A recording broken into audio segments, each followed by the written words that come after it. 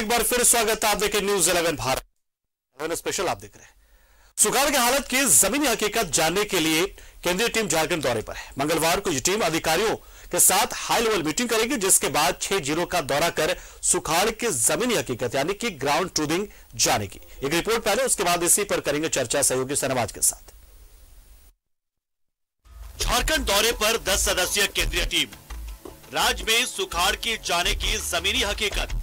झारखंड के 226 प्रखंड सूखाग्रस्त घोषित। सुखाड़ की जमीनी हकीकत जानने के लिए 10 सदस्यीय टीम झारखंड दौरे पर है।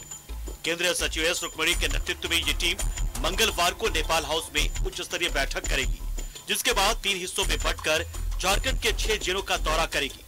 केंद्रीय अधिकारियों की ये टीम झारखंड में सुखाड़ के हालात की जमीनी हकीकत जानेगी।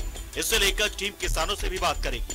10 मेंबर की टीम आ रहे हैं, जिनकी चेयरपर्सन रुक्मणी मैडम है, joint secretary from government of India.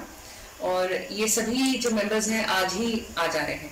कल 11 बजे से मीटिंग है, जिसमें आपदा सेक्रेटरी रहेंगे, सेक्रेटरी एग्रीकल्चर रहेंगे, और इनको लगभग 6 जिला जाने का इनका अभी तक का प्रोग्राम है।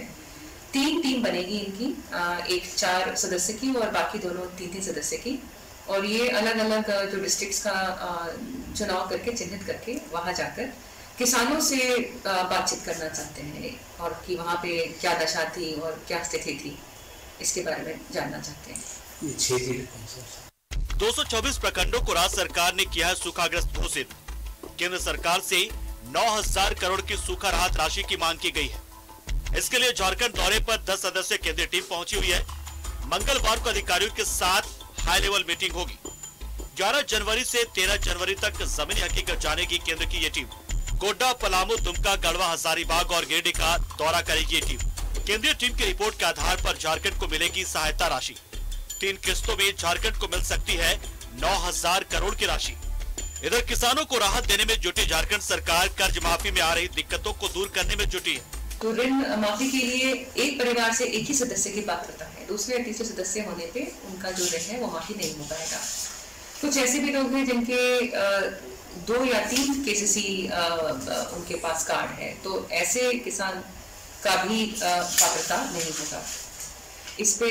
और कुछ ऐसे किसान भी हैं जिनके जो किसान थे उनका देहांत हो चुका है, तो अब उनका EKYC करना संभव नहीं होगा।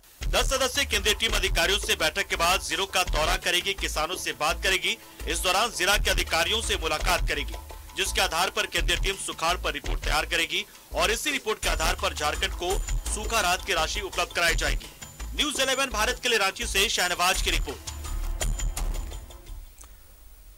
तो सूखाग्रस्त घोषित 226 प्रखंड और इसको लेकर बाकायदा राज्य सरकार रिपोर्ट भेज चुकी है। इंतजार इसी केंद्रीय टीम का था कि जो आए और ग्राउंड ट्रूथिंग करे, यानी कि जमीनी हकीकत जाने और उसके बाद राहत राशि जो है वो उपलब्ध कराए। हमारे साथ हमारे सहयोगी शहनवाज जुड़ चुके हैं इस खबर पर पूरी जानकारी देने के लिए। शहनवाज, केंद्रीय टीम पहुंच रही है, क्या कुछ मतलब कैसे कैसे आगे की चीजें होंगी, प्रक्रिया होंगी?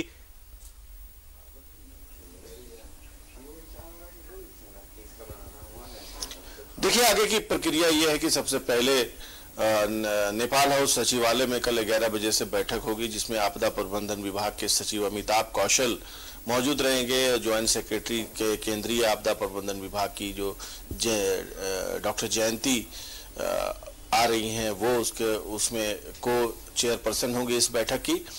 और जो तमाम विभाग होते हैं कंसर्न, जिसमें वित्त विभाग भी शामिल होता है, आपदा प्रबंधन भी, ग्रामीण विकास भी, जितना भी पैरामीटर हो सकता है जो किसी भी गांव की इकोनॉमी को प्रभावित करता है, उसको पैरामीटर पर रियलिटी चेक करने के लिए उन सब विभाग जिन का ताल्लुक हो सकता है किसी गांव की अर्थव्यवस्था से, किसी आदमी के जीवन में क्या फर्क पड़ा है सुखाड़ से, उसको चेक करने के लिए 3 पैरामीटर्स रखे गए हैं झारखंड सरकार के द्वारा। सबसे पहला तो ये कि अगर किसी किसान ने पिछले वित्तीय वर्ष में वैसे मानसून साइकिल में अपने खेत में फसल बोई और उसकी फसल खराब हुई, तो वो अप्लाई कर सकेगा इस सुखाड़ राहत के योजना के तहत अप्लाई कर सकेगा। दूसरा, वो जिसने खेती ही नहीं की, क्योंकि उसको बारिश नहीं मिली टाइम से, मानसून उसने आते हुए नहीं देखा,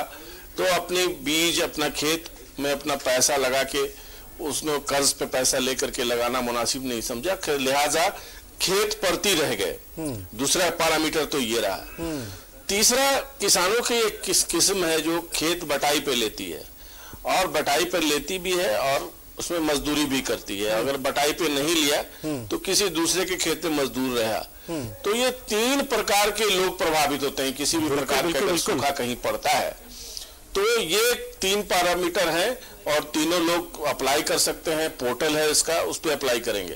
अब रहा सवाल कि ये कितने पैसे मिलेंगे, तो 3 किस्तों में लगभग 9,000 करोड़ रुपए मिलते हैं। अमूमन झारखंड का जो साइज है, उसमें जो खेतों का घनत्व है और जो नुकसान का आकलन है, इसको देख करके ये अनुमान लगाया जा रहा है 3 किस्तों में 9,000 करोड़ रुपए मिल सकते हैं, अगर ये टीम संतुष्ट होती है। बिल्कुल, ये सबसे अहम टीम संतुष्ट हो जाती है। तो जो रिपोर्ट जो भेजी गई थी राज्य सरकार की, उससे क्या उसको क्रॉस वेरिफिकेशन ये करने के लिए पहुंचेंगे यहाँ पर, और अगर उसमें त्रुटि होती है तो फिर क्या ये राशि में कटौती भी हो सकती है क्या?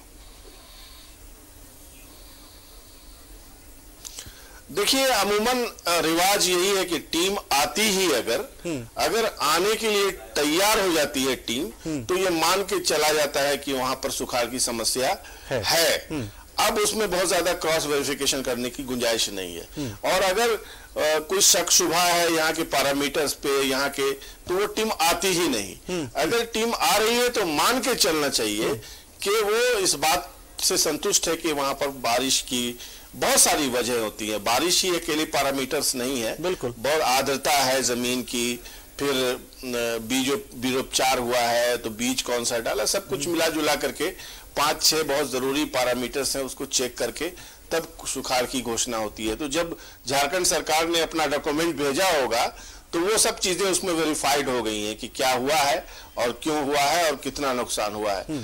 लेकिन अब यह है कि केंद्र सरकार और झारखंड सरकार के बीच में ये 9,000 करोड़ रुपए 3 किस्तों में आने, हो सकता है कि 1 किस्त मिल जाए, 2 किस्त मिल जाए इस सीजन में। बाकी पिछली बार भी ऐसा मैं ऑफिशियली नहीं कह सकता, लेकिन शायद पूरा करार पूरा नहीं किया पिछली सरकार ने और कुछ पैसे रह गए, तो बहरहाल हो सकता है कि इस बार पूरे पैसे मिल जाए। लेकिन अगर 1 किस्त क्या 2 किस्त क्या 1 किस्त भी अगर मिल जाती है तो ये बड़ी सहायता होगी और इससे पूरे झारखंड के किसानों को फायदा हो सकता है। 3,000 करोड़ बड़ी राशि है। अच्छा शर्मा जी, ये भी जानेंगे कि केंद्रीय सहायता चले मिल भी जाती है तो उसके बाद केंद्र सरकार के मुताबिक ही वो किसानों के बीच डिस्ट्रीब्यूट होगा या फिर राज्य सरकार अपने हिसाब से उसको डिस्ट्रीब्यूट करेगी? मतलब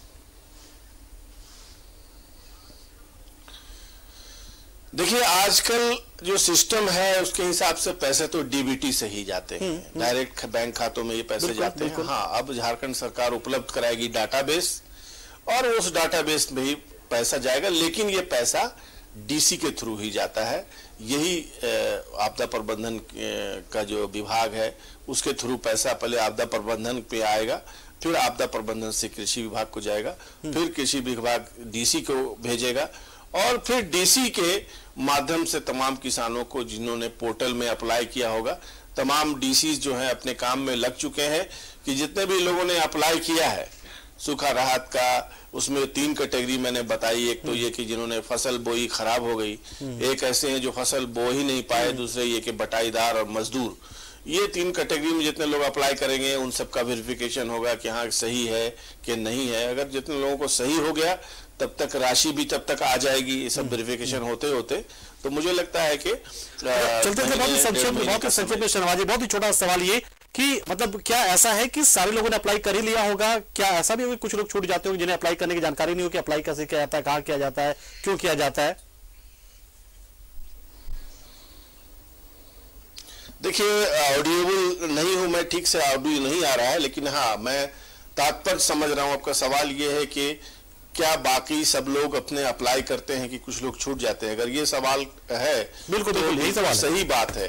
बहुत सारे लोग अप्लाई ही नहीं करते हैं, बहुत सारे लोग को ये मैसेज भी नहीं मिलता है, क्योंकि जो गांव के जो सक्रिय दलाल होते हैं, बिचौलिए होते हैं, वो लोगों को भटकाते हैं, बहकाते हैं। जो अपोजिशन के लोग हैं, किसी दूसरे विचारधारा के लोग हैं, वो नहीं चाहते हैं कि इसका लाभ किसान को हो जाए और वो सरकार जो भी चल रही है प्रदेश में उसके एहसानमंद हो जाए। तो बहुत लोग चाहते हैं कि ये हालांकि ये केंद्र की सहायता है, इसमें इस दृष्टि से विचार ही नहीं होना चाहिए, क्योंकि ये सीधे सीधे केंद्र सरकार का भी इसमें बिल्कुल उम्मीद यही करते हैं हम कि टीम आए, टीम संतुष्ट हो और झारखंड के किसानों को वो राहत मिले जिसके वो हकदार है। बहुत बहुत शुक्रिया हमारे साथ जुड़े आप शाहनवाज, और पूरी जानकारी आपने दी, बताइए किस तरीके से, किस प्रोसेस से, कैसे ये राशि झारखंड को मिलेगी और किसानों को किस किस पैरामीटर से होकर गुजरना पड़ रहा है।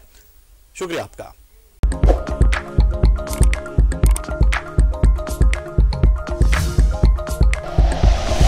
Like and share videos, subscribe करें हमारा चैनल और प्रेस करें बेल आइकॉन। News 11 भारत, सच है तो दिखेगा।